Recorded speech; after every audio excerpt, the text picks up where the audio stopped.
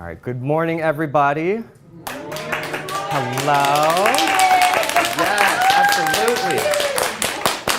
And good morning, everybody who's tuning in online. Welcome to another session of our Family Wellness Program with Project Healthy Community. We're happy that you guys are joining us today. Please feel free to, as our session goes, our cooking demo, to type in the chat if you have any questions or comments. If your coordinators are there with you, feel free to ask them to type in the questions, and we'll answer them as they come up. Our technicians will read them aloud. So type up your questions if you have any comments, thoughts, suggestions, anything, and our technicians will communicate that to me. In the audience, for those of you who are here today, as usual, feel free to raise your hand and ask questions if it's related. But if you would be so kind to try to have your questions wait until the end, it'll just help things go a little bit more smooth. What we're making today is we're going to be making a one-pot chickpea curry. So we're going to be using one pan to make curry. We're going to try to use as little dishes as possible. And while that is cooking, I'm also going to be doing a demonstration on how to make your own naan bread. So naan is it's a type of like flatbread. It's about this big around, and I'm going to teach you guys how to make that. So it's with some yogurt, some flour, a little bit of salt, and a little bit of butter. The salt and the butter aren't necessarily super important, but we're using my recipe today, so that's what I added to it. So we're going to get started. As usual, for those of you who are tuning in online, I will be coming to your senior centers right after the cooking demonstration in the next few hours. Since we have all of our senior centers on the delivery today, please give me some extra time to make my way, especially with the weather outside. But I will be coming. So if nobody has any questions, if we're all set to go, I'm going to jump right into how to make one-pot chickpea curry. Everybody has a piece of paper in front of them, all set to follow along if you want to. All right.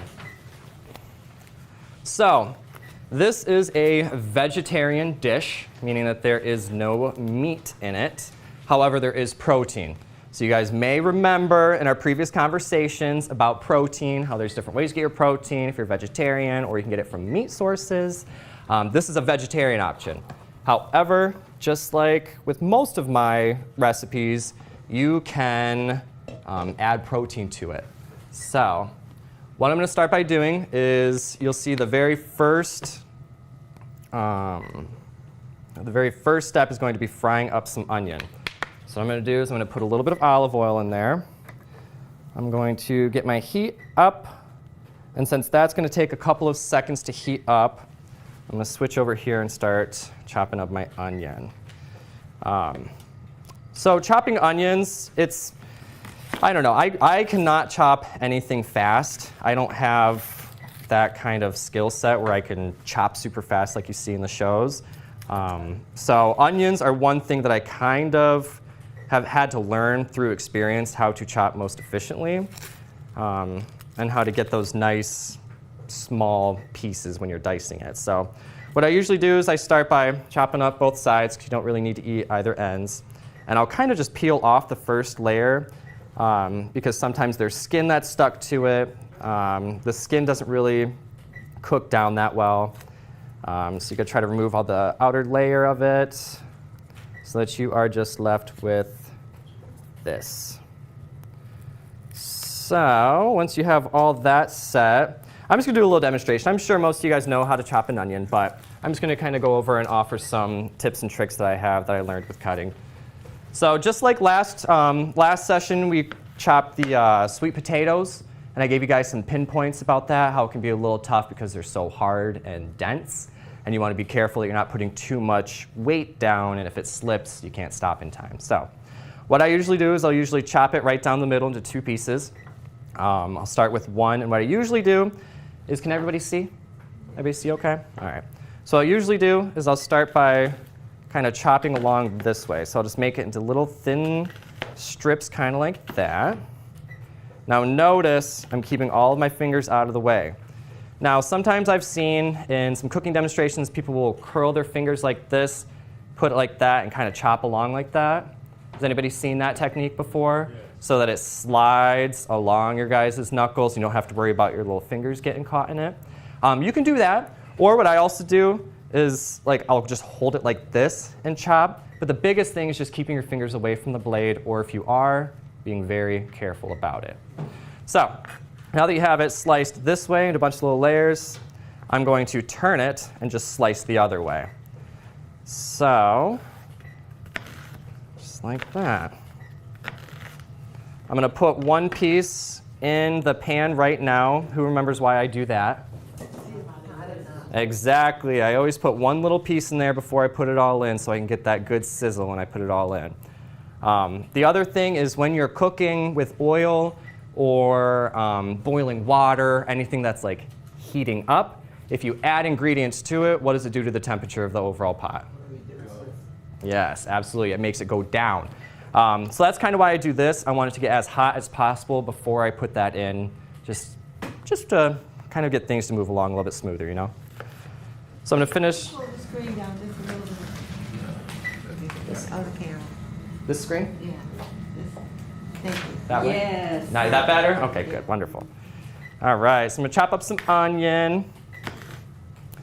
We also have some ginger that we're going to put into our curry. If you can't find ginger at the grocery store in its raw form, you can always use ginger powder, which you can find really easily in the spice aisle.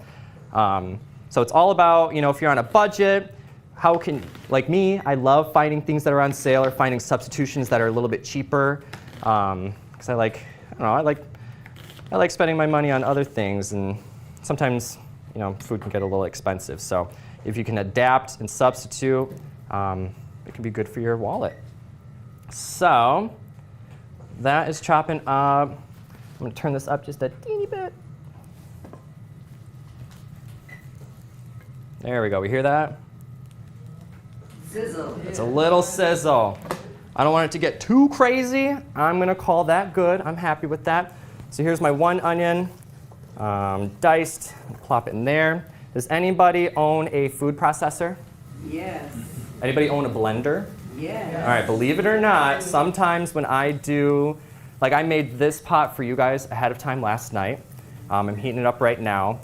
But since I had to chop up a bunch of onions, I just put it in my food processor. And it saved me so much time for chopping. Or a mandolin, yeah, those little plastic things that you put in there, you shove it. Yes, absolutely. How about freezing the onions in advance? Yes or no? Yes, I love freezing onions. I love freezing onions, all my peppers, my spinach. There's a bunch of different things. I love freezing stuff because it really does help it go along, especially if you're cooking it like this, using frozen, and as long as it's not months old. If it's months old, you might taste the freezer burn a little bit, but for the most part, I love freezing. All right, so we're gonna fry the onion. I got some garlic. So I got some minced garlic today instead. And 1 teaspoon is equal to 1 clove of garlic. So it's calling for 2 cloves of garlic, so I'm gonna do 2 teaspoons. Pop that up in there. And again, the reason this is called one pot chickpea curry is because I'm only using this one pot. So as you see, this is going to chill and cook for a couple of minutes until the onion and the garlic kind of soften up and cook down.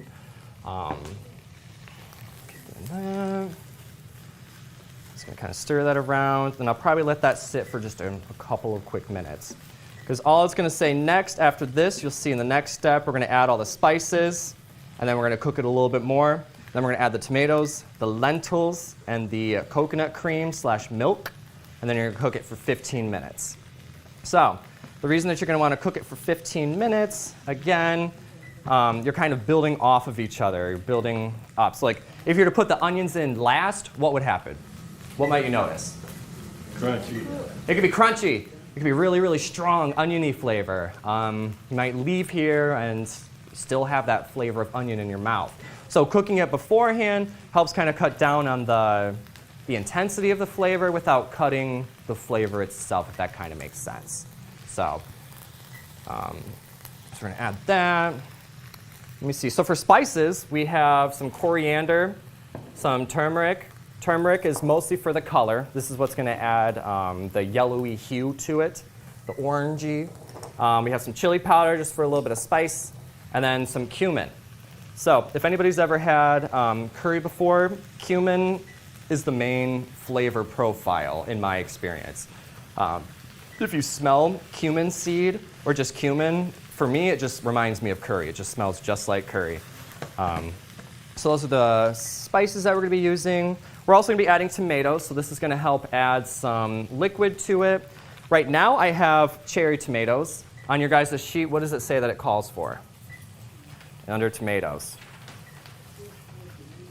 Yeah, it's suggesting that you use whole tomatoes. Now you can, but I also like to use cherry tomatoes, so I'm going to cook with these. Again, this is all about you don't have to follow it exactly. So that's why I'm doing a couple of things where it doesn't really affect it overall. It just kind of, you know, makes it a little bit different. Because what I like to do too is when I'm in the grocery store, if I need something like cherry tomatoes, I'm like, okay, but are there regular tomatoes on sale? If so, that's an easy substitution that really won't make a big difference on it.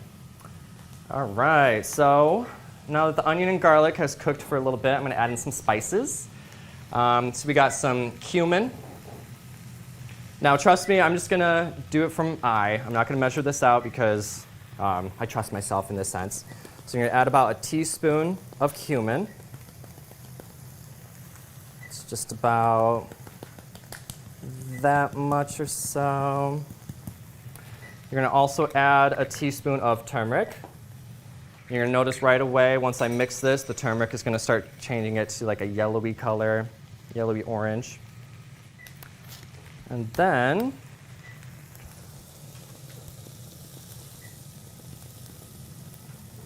beautiful. Then we're going to also add in some coriander.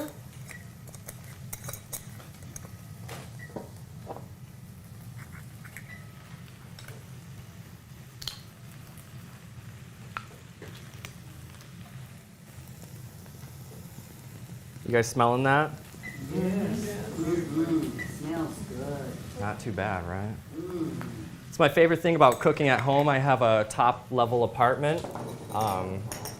So anything that I cook, it stays there for a couple of days. So whenever I make curry, all my neighbors are like, "What's Jake making?" Fills up. No, but I usually do reach, because it's just me and my partner. It's really the only two people that eat at my place anymore. So I usually do reach out to neighbors and be like, "Hey, does anybody want some leftovers?" And you'd be surprised how many people are like, "Yes, please." So we're going to add in those. I'm just going to do a teeny tiny little pinch of salt. Just a literal little tiny pinch. And then we're going to stir that. Let that cook just a little bit more so you guys kind of see how the color's changing a little bit. It's looking a little dry, so I'm just going to add a little bit more oil, just a touch, just to help with all of those spices mixed together.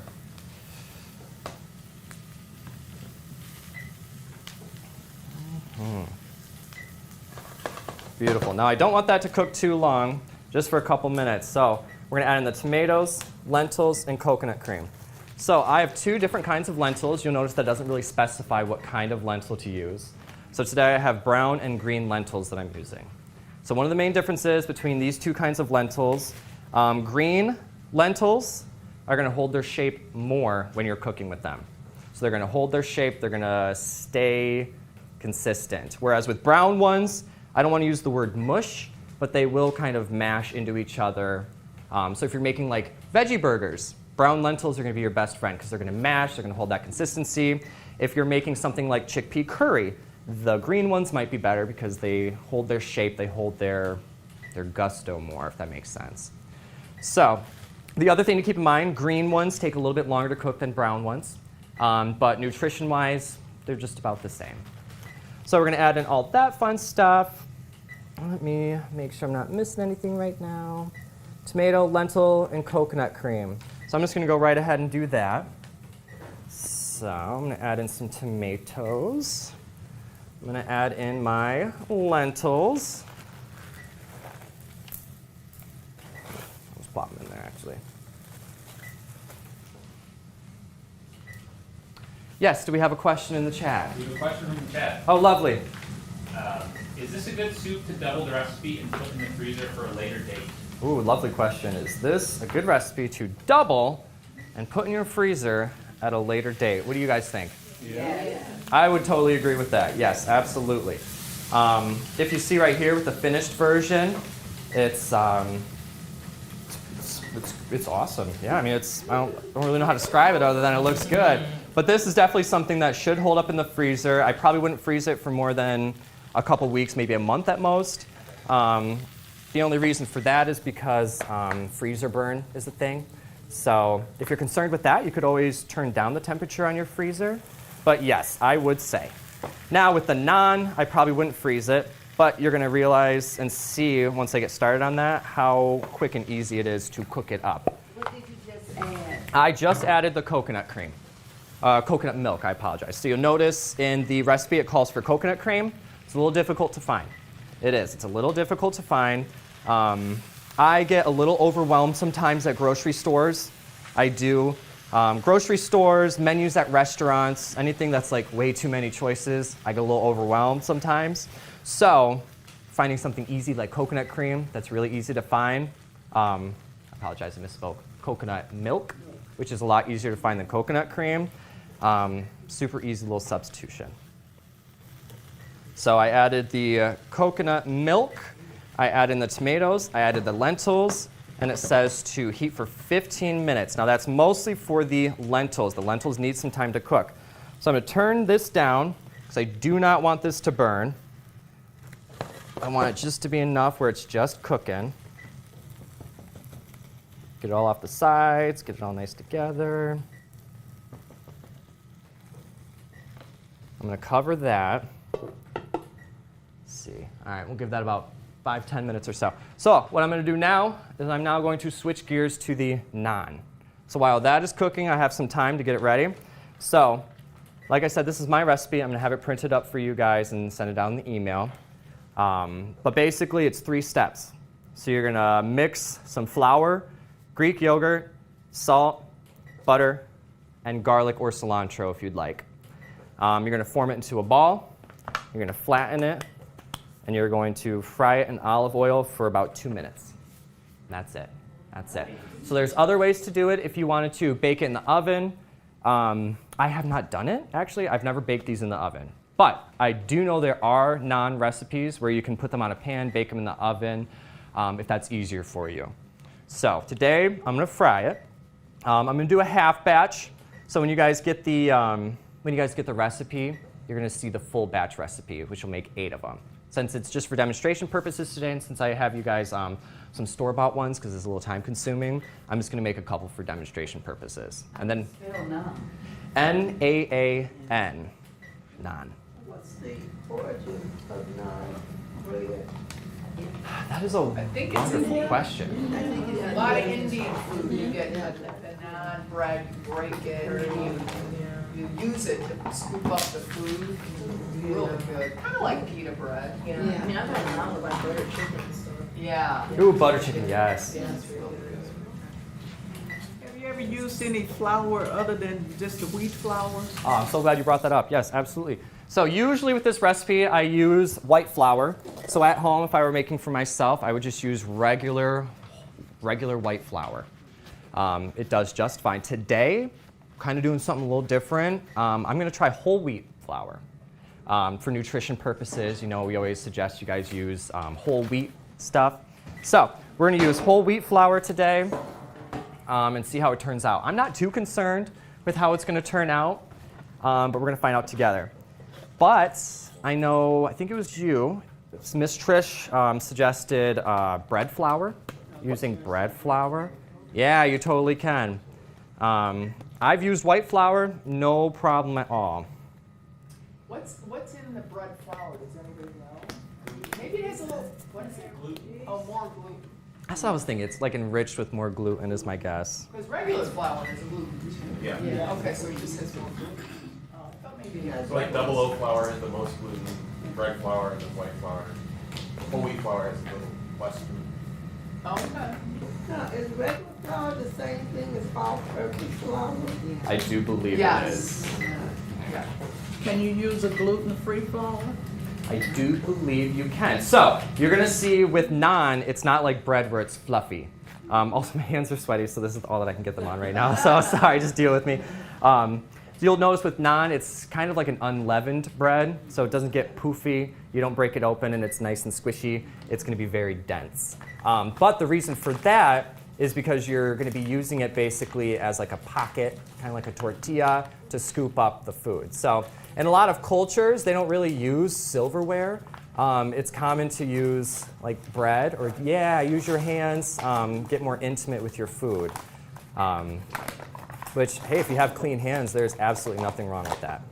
So what I'm gonna do now is I'm gonna mix the flour. So I'm gonna do, let me see, I'm gonna do a half batch. So I'm just gonna add in the flour. If you have kids or grandkids, they love eating with their hands. So it's always like, here, kick your nut, honey. Is that? Absolutely. All right, we're gonna add in some yogurt. So I just have some regular, unflavored, basically Greek yogurt. So I'm gonna add in some of that. Now you're gonna notice with baking, usually you wanna have like nice and flat, you wanna be very precise. I haven't really found that this is that picky. It's a very forgiving recipe in the sense of you can be just a little bit off with your measurements. So I'm gonna add in just a little bit of salt. Now when I say a little bit, I'm just gonna do a tiny little pinch. Just a teeny tiny little pinch. I'm also going to add in some butter. So just a little bit. Now again, the salt and the butter, you could probably skip. You could probably skip these. I'm going to do it just because this is my recipe. I've been perfecting it over the years, so I'm just gonna do it this way. I did not bring any garlic or cilantro, so we're just gonna skip that. We're gonna form it into 8 balls. Before I start forming, I'm gonna get my pan heating up a little bit. We're just gonna do a little bit of olive oil in the middle. So you're doing half, so it'll be, are you doing 4 balls? Yeah, Yes, I am. but typically it'll be 8. Yeah, typically there's going to be 8 on the recipe that you guys are going to be receiving. It will be 8. Now, while you're doing this, if you're like me, multitasking is tough. It's doable when you know your limits. So, if you're multitasking with this recipe, do not forget about the curry. Don't forget about the main thing. So make sure you stir it. Still have a couple more minutes. I want to make sure that those lentils are nice and cooked, so that you guys aren't like breaking a tooth or anything. So we're gonna wait for those. Once this is done cooking, I'm gonna add in the broccoli, cook it for a little bit longer, and then I'm going to do the chickpeas, spinach, lemon juice, and I'm also gonna put in the ginger. So I'm putting the ginger in at the end to add a little bit more flavor. You should be adding it in up in, let me see, where does it say to add it at? Right, with the spices and the salt. I'm gonna do that at the end because I don't really like the ginger flavor getting cooked out as much as this recipe does, but you can. So, going back to the naan, we have all of our ingredients in here. You're really just gonna mix it all around. Now again, if you have kids, this is a fun thing for them to do too, if they wanna be the mixers and the makers of it. Should the butter be hard or room temperature? Should be room temperature. So when baking, I've noticed that it's a common fact that when baking or cooking, all of your ingredients should be around the same temperature.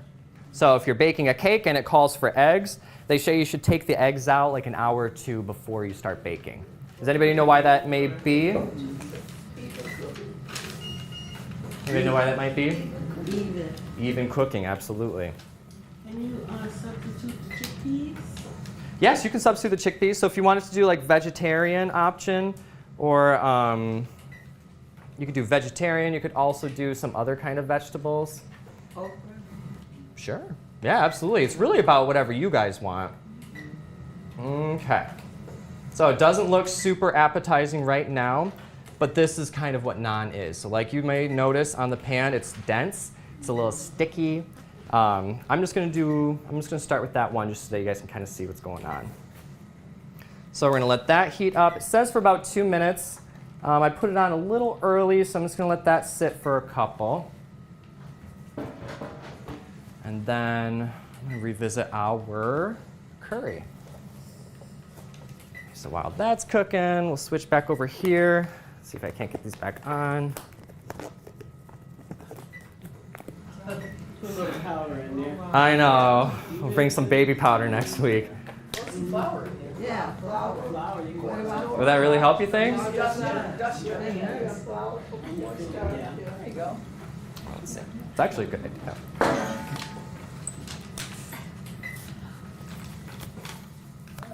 Wow. Wow. Wonderful. All right, so if you have sticky hands, flour, absolutely. Look at that. Wow. That was wonderful. That's the tip of the day. Great suggestion. Great suggestion. Wow, nice. Thank you. All right. I have a question, speaking of the coconut milk versus coconut cream, could you use half and half, use the coconut milk and then use half of cream? Yeah, probably. But I'm thinking that the cream is more, a little more fat in the dish. Oh, yeah. Yeah. I don't see an issue with that.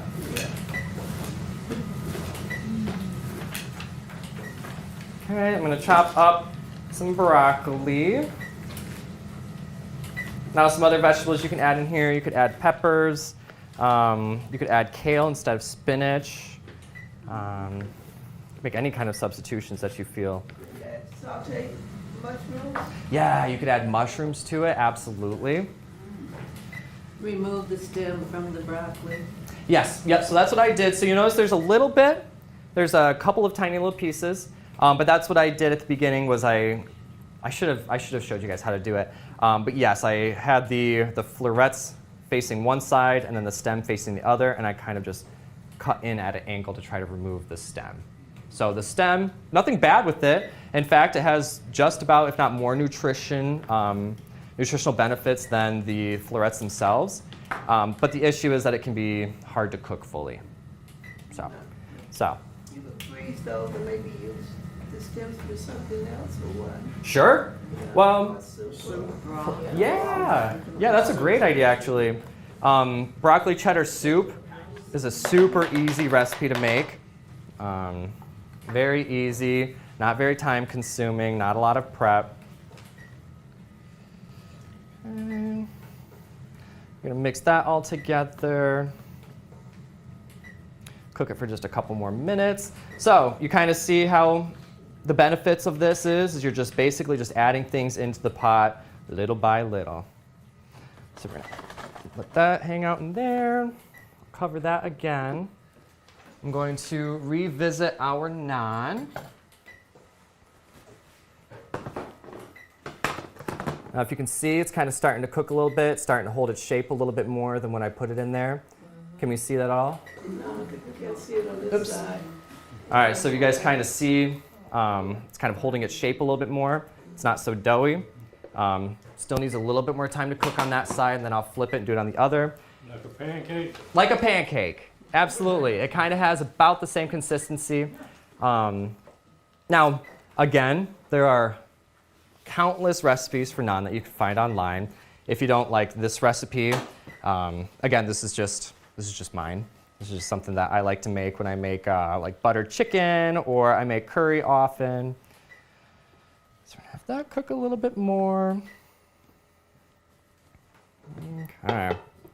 So what other substitutions might we want to add in terms of vegetables, protein? Have you guys been thinking as I've been cooking, what would you do a little bit differently up to this point? Add chicken. Adding some chicken, adding protein, adding some meat, that's a good idea. Yeah, you could add chicken, you could even add turkey, maybe. Some beans. Yeah, Black beans or red beans. absolutely. Is there rice in there? There's not rice, but I'm glad you bring that up. Yep, so as a side, you could make some like jasmine long grain rice. You could also do brown rice.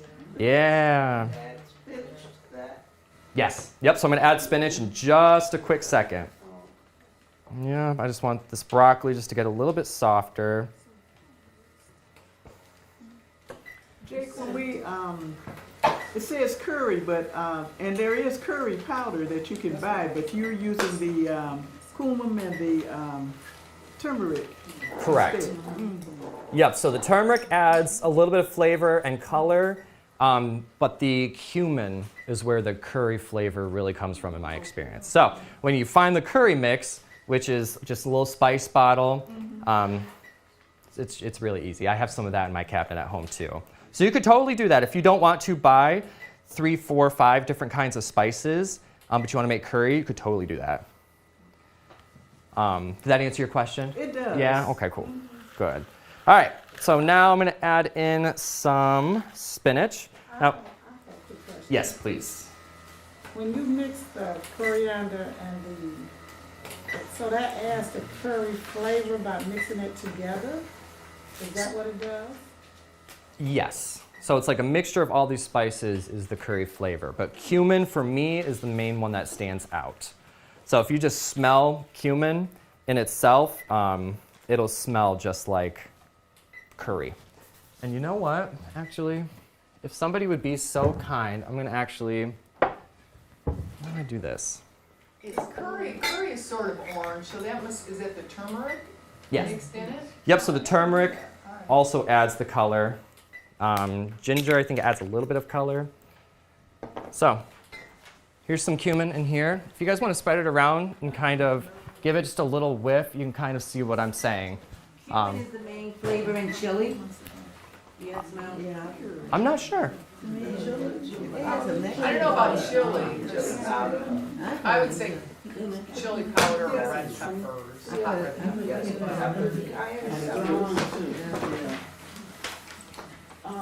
Did you use ginger, didn't you? I'm adding ginger in at the, Should you be careful about the ginger? Oh, yes. I put that in my chili. yes. So this recipe says to add it in at the beginning, to cook it down a little bit. Just because I like the ginger flavor, I added in at the end. But with this that you guys are going to be trying, I did put the ginger in at first. But just for demonstration purposes, I'm just kind of making a couple little last second changes. And we are just about finished. We're going to wait for this to cook a little bit more. You guys see the naan is cooking up nicely. I am noticing that it looks a little bit different than when I use when I use white flour. By the looks of it, I think using white flour is probably your best bet. Still looks good, but not quite what I was expecting. It definitely looks a little different. Which is, yes. Flakes, that's just cayenne pepper? There's chili flakes. So you can add chili flakes, but that adds a lot of spice to it. It can get very spicy. But they're like red pepper chili flakes is what that's referring to. I have not a question, but a comment. Sure, please. Tommy says, looking good. So, Nice, looking good right back at you. that's the feedback. Nice. So you don't peel the ginger? I personally do not peel the ginger. Do some people? Well, I would like to know how do you peel ginger? I, The spoon? Potato peeler. Smart. Potato peeler. It gets it off pretty good. Oh. I haven't tried that. I usually just kind of have it there. Then you know, I can see that turned into a soup. Yeah, that's not a bad idea. Adding chicken bouillon or something in there. I see it turn into a nice good soup. See, and that's where people sometimes they think cooking is super difficult. If anybody ever says, I can't cook, they're just overcomplicating it. That's my opinion. You're overcomplicating it. You need to learn the basics, but once you know that, yeah, you can make it into a soup. Absolutely. Has anybody done that before in here? Yeah. A couple people. Okay, sweet. Yeah, you can make it into like a little curry soup. What I would have done is added a little bit more coconut milk. So you guys may see that this is it's a little chunky, but with what we use or what I'm serving for you guys today, I added a little bit of extra. So Smells delicious. doesn't smell too bad, right? Jake, I have a question. Yes. So you can just use just curry, like if you buy curry, because I do curry dishes sometime and I have like, so I don't have to use all those, right? I do. What was your question? I'm sorry. I buy curry that I use to make certain curry dishes. Okay. And so I don't use all those spices that, because that coriander smells just like the curry powder. Exactly. So that's why I was asking. So if you use curry, will it give you all of what's in there, would you still add those other three outside the coriander? I would say that it probably covers it all. Okay. That's my experience, because like I mentioned too, I do have curry powder in my spice cabinet, and some nights I'm just not feeling it. So I'll make it nice and easy on myself, and I'll use that instead. And that's just fine. So here's the naan. You guys are going to notice a little bit. I don't think the whole wheat flour held up as well as I was hoping, but it's still not bad. It's still, stuff for you to use. So there is your 1-pot chickpea curry and naan. Yay! So if you don't want to, thank you. So if you don't want to make your own, you can go to the store and you can buy a whole wheat pita or naan. So this is pita, believe it or not, and it does just fine. So what you can do is you can have your little pita, your chickpea curry, and you have your whole meal. Add protein to it if you need, and there you are. So there you go. Thank you. Thank you, thank you, thank you. Absolutely. Thank you. Thank you, guys. So now I'm going to start plating. We're going to start getting that, but I would like to hand it over to Dayana. We're going to have another little discussion, kind of building off of what we learned in the previous session about protein. So we're going to have another little discussion about protein sources, vegetarian options, health benefits, all that fun stuff. So I'm going to turn it on over to you. Good luck. Is this all on? Yes. Okay. Perfect. Move this out of your way. Make sure my jacket's open because I'm mic'd up today, guys. Okay. Good afternoon, everybody. Can you guys hear me? Can you guys hear me good on the mic? All right. Well, hello, everybody. So happy that you all could be here with us today. I know it looks really rough outside. And we've had some extra time away from each other, so it is so glad to be back here in person with you guys. Very happy for the people that could tune in with us online. As always, feel free to like, comment, and subscribe to the YouTube channel. Feel free to go back and look at any of our previous cooking demos or anything like that if you missed any information.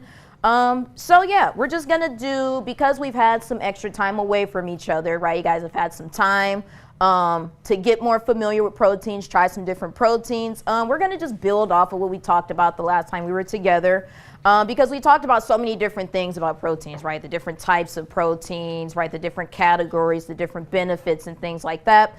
And the last recipe that we had with Jake, right, featured an animal-based protein, and that was the turkey burgers. But this time around, we're gonna feature plant-based protein with the chickpea curry, okay? So we're just gonna do a little bit of review, right? See what you guys remember, and then I'll kind of go a little more in depth about the plant-based proteins, right? Since that's what we're gonna talk about, right? And you guys have some of that in your Easter Market box, right? So you'll have some different ways that you can apply this when you get home. So last week we talked about proteins, right? And we remember that proteins can be broken up into two main categories, right? Proteins can either be complete or they can be incomplete, right? Do you guys remember what makes a protein a complete protein?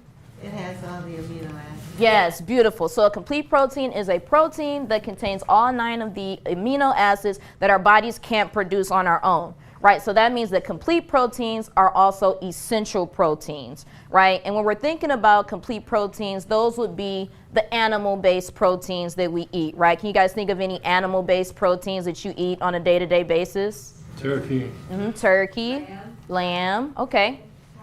Right, cow, chicken, anyone else? Beef, yep, pork, Fish, absolutely. Now I want you guys to remember too, now when most people think about protein and when they hear animal-based protein, they tend to think about meats, right? When I say animal, exactly, but when I say animal-based protein, it could be anything derived from an animal, right? So that could be things like eggs, right? Things like milk, butter, yogurt, right? Cheese, exactly. There's so many different options that you guys have just outside of meats too, right? But then we also have incomplete proteins. Now, you guys remember what makes a protein an incomplete protein?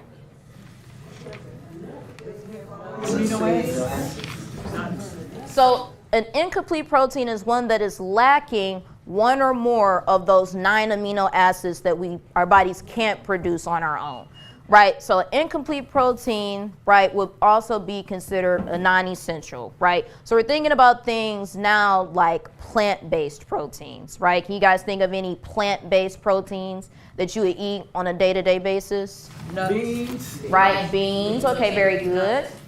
Nuts, yeah. Yeah, there's a couple of different ones, right? When you think about plant-based proteins, most people think about like vegetables and stuff like that, right? But we got like tree nuts, right? We got beans, right? We got chickpeas, right?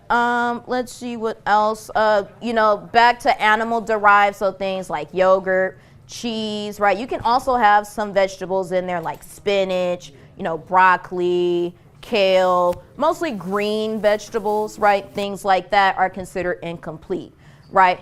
But incomplete proteins are still important, right? I don't want you to hear the word incomplete and you're like, oh, well, what do I need that for, right? Get that out of my face. I want the complete stuff, right? But it's also good to have a combination of all of these proteins, right? Because we have our animal base, they have all those essential amino acids, right? Even though the incomplete proteins don't contain all of those things, they still have benefits to them, right? 1, fiber, right? What do our bodies need fiber to do? Keep it digestive. The digestive system, right? Help with our digestive tract, produce those digestive enzymes, right? Those are the cues that our brain needs to get that process going, to kick ourselves into gear once we put the food in our bodies. So that way we can start to create, pass it along, digest, create the waste, and then get it out of the way, right? So that is another one that is important. Now, the amino acids, right, combining these things with amino acids, fiber, there's also antioxidants, right, that we get from incomplete or plant-based proteins, right? But when we combine these things with amino acids, it can help our bodies in many different ways, right? Can you guys remember what the amino acids do for us? They do a lot of different things. Repair your cells. Cell repair, right? So cell repair and growth, right? Cell production, right? So that could be your skin cells, right? It could be your hair cells like keratin, right? It could be growing your fingernails, right? As we age, right, our cell production slows down. Our bodies lose muscle mass, right? Our bodies lose cells. These things have to be replaced. So it's important that we make sure that we are putting the right nutrition and the right foods into our bodies to help to promote this as we get older, so that we can make sure that we are replacing what we are losing at an appropriate rate, right? So another thing too, right, helps to boost metabolism, right? When we metabolize, what are we doing? Right, we're burning off calories, right? We're getting rid of the food that we put into our bodies. And this is very important, right? Because no matter how healthy you eat, you can eat fruits and vegetables every day, all day. But if you're not metabolizing that stuff, you're still going to gain weight, right? It's still going to become excess fat. It's still going to become a buildup in your body, right? So it's very important that we have this combination of complete and incomplete proteins, but mainly those plant-based proteins because, again, that fiber, right, the digestion, right? So when we kick into gear in our heads that it's time to digest and it's time to metabolize, then that's when all that fat burning comes in and things like that. And that can help with things like weight management, right? Preventing things like chronic diseases. Like what do you call it, free radicals? Yes.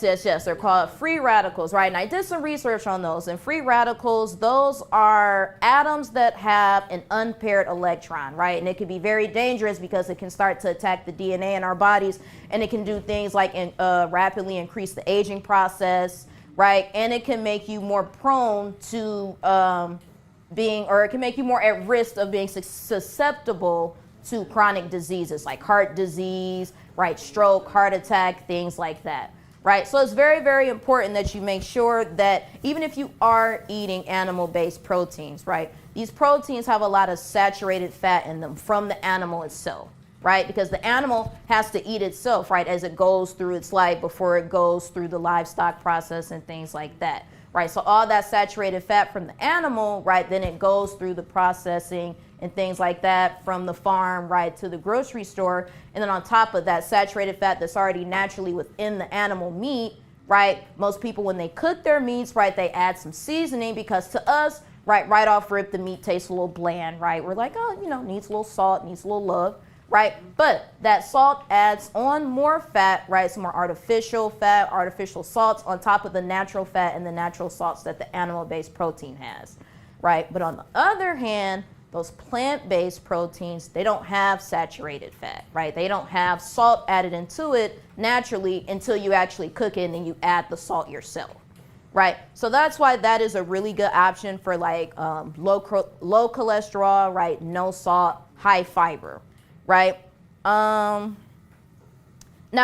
benefits of eating plant-based protein. We went through some of those, but another thing that I want to point out about eating plant-based protein is that it's actually really good for the environment too, right? Because it takes a lot less to care for plants than it does for livestock, right? It's a lot cheaper to care for your land than it is to care for your animals, right? With the animals, you have to pay for, food, shelter, housing. You got to pay for them to have something to drink. You have to clean them, right? Then it goes through the processing, right, through the factories and things like that. But with the plant-based, all you have to do is worry about, making sure that your soil is kept up, you have it on good soil, you get some good compost, right? You get a nice consistent water source, right? And that's all you need. So it's not as much labor as it is for caring for an actual animal, right? Not as much time. That's why, there's a lot extra that goes into the animal-based protein. But why do you guys think you should eat a balanced diet of the animal-based and the plant-based? Because I'm not saying don't eat the animal-based, right? You can still have it, right? But it's good to complement each one with the other.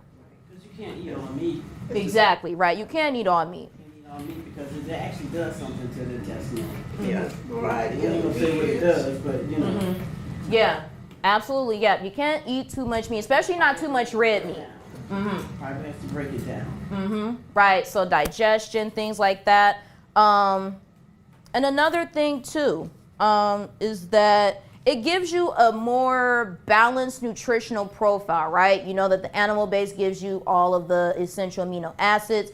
You know that plant-based also gives you the fiber and those antioxidants, but it also gives you, minerals and nutrients that your body needs in order to continue to, grow, produce all the cells that you need, as you carry on with your life. So now that we are having the chickpea curry, right, because chickpeas are considered as one of the incomplete proteins, so it is lacking one of the essential amino acids, right, but it's good that you have chickpeas in pairing with something else, right? So like, for example, I've never really gotten into eating like chickpeas like this before, but I have had hummus. Like hummus is my favorite way of eating chickpeas, right? I love getting like roasted red pepper hummus from Myers. I have like roasted garlic, black bean hummus, right? There's a lot of different options. So I'll get that hummus and I'll pair it with pita chips, right? You can also pair it with crackers. You can, put chickpeas on a salad, right? You can have chickpeas with rice, right? But what are some other ways that you guys can have like plant-based proteins? Yeah, what are some other ways that you guys can have plant-based proteins and pair it with animal-based proteins at home?